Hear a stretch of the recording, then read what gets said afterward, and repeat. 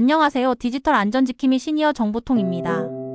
오늘은 시니어 어르신 보이스피싱 유형 완전 정복에 대해 알아보겠습니다. 요즘 우리 부모님 세대를 노리는 무서운 범죄가 있습니다. 바로 보이스피싱 전화금융 사기인데요. 어르신들이 꼭 알아두셔야 할 보이스피싱의 다양한 유형과 대처법을 쉽고 명확하게 알려드릴게요. 이 영상 하나면 보이스피싱으로부터 우리 가족과 재산을 안전하게 지킬 수 있을 겁니다. 끝까지 집중해주세요. 보이스피싱 대체 뭘까?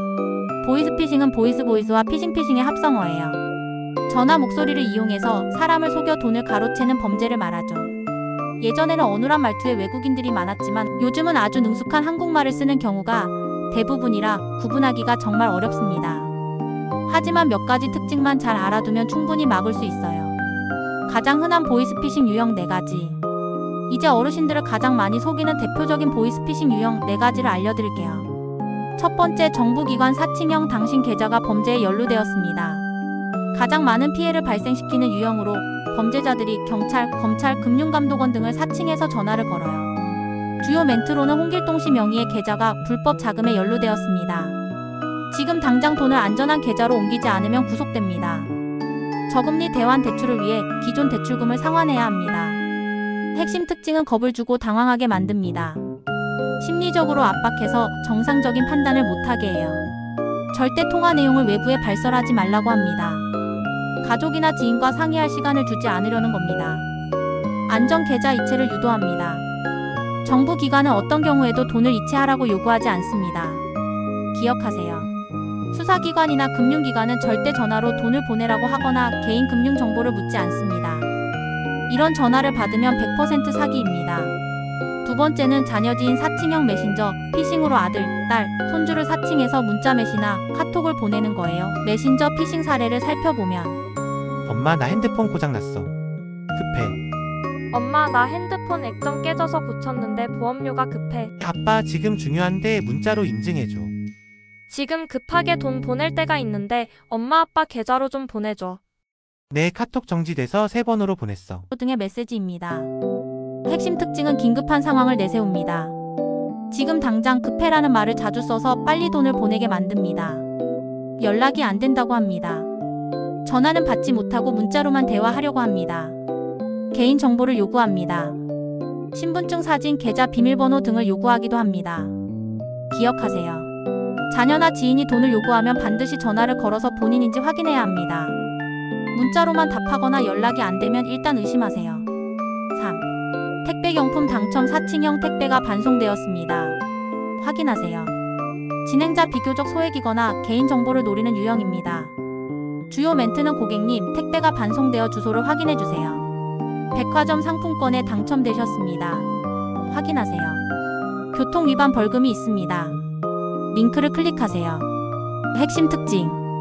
수상한 인터넷 주소 URL 링크를 포함합니다. 이 링크를 누르면 악성 앱이 설치되거나 개인정보가 유출됩니다. 개인정보를 입력하라고 유도합니다. 이름, 주민등록번호, 계좌정보 등을 입력하게 만듭니다. 기억하세요. 모르는 번호에서 온 문자 메시지에 포함된 인터넷 주소 URL은 절대 누르지 마세요. 택배는 앱으로 직접 확인하고 경품 당첨은 공식 채널을 통해 확인하세요. 네 번째는 저금리 대출 유혹형 정부 지원으로 저금리 대출이 가능합니다. 돈이 필요한 어르신들의 마음을 노리는 사기입니다. 주요 멘트는 정부 지원으로 기존 대출을 저금리로 바꿔드립니다. 신용등급과 관계없이 최저금리로 대출해드립니다. 대출 진행을 위해 기존 대출금을 먼저 갚으셔야 합니다. 핵심 특징은 말도 안 되는 좋은 조건으로 유혹합니다. 정부 지원, 저금리, 무담보 등 달콤한 말로 현혹해요. 수수료나 기존 대출 상환을 요구합니다. 대출 전에 어떤 명목으로든 돈을 먼저 요구하면 100% 사기입니다.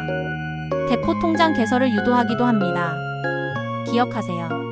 대출을 빌미로 돈을 먼저 요구하는 곳은 모두 사기입니다.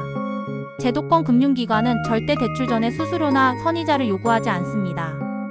세 번째, 보이스피싱. 이렇게 대처하세요. 만약 보이스피싱 전화를 받았다면 어떻게 해야 할까요? 당황하지 마시고 이 3가지를 기억하세요. 무조건 끊으세요. 의심스러운 전화는 일단 바로 끊는 게 가장 중요합니다. 상대방의 말에 귀 기울이지 마세요. 가족에게 알리세요. 아들, 딸, 손주에게 이런 전화를 받았다고 바로 이야기하세요. 혼자 고민하지 마시고 가족과 상의하는 게 가장 안전합니다. 즉시 신고하세요. 만약 피해를 당했다면 망설이지 말고 112경찰청 또는 1332금융감독원에 바로 신고하세요. 시간이 지체될수록 피해 금액을 되찾기 어렵습니다. 어르신 여러분, 보이스피싱은 우리 주변에 언제든 찾아올 수 있는 무서운 범죄입니다. 하지만 오늘 제가 알려드린 유형과 대처법만 잘 기억하신다면 충분히 예방할 수 있습니다. 가장 중요한 건 의심하고 확인하고 신고하는 것입니다. 이 영상을 가족이나 친구분들께도 많이 공유해주세요. 우리 모두 안전하고 행복한 노년 생활을 누릴 수 있도록 시니어 정보통이 언제나 함께 하겠습니다. 다음에도 유익한 정보로 찾아올게요. 구독과 좋아요, 알림 설정 잊지 마시고요. 감사합니다.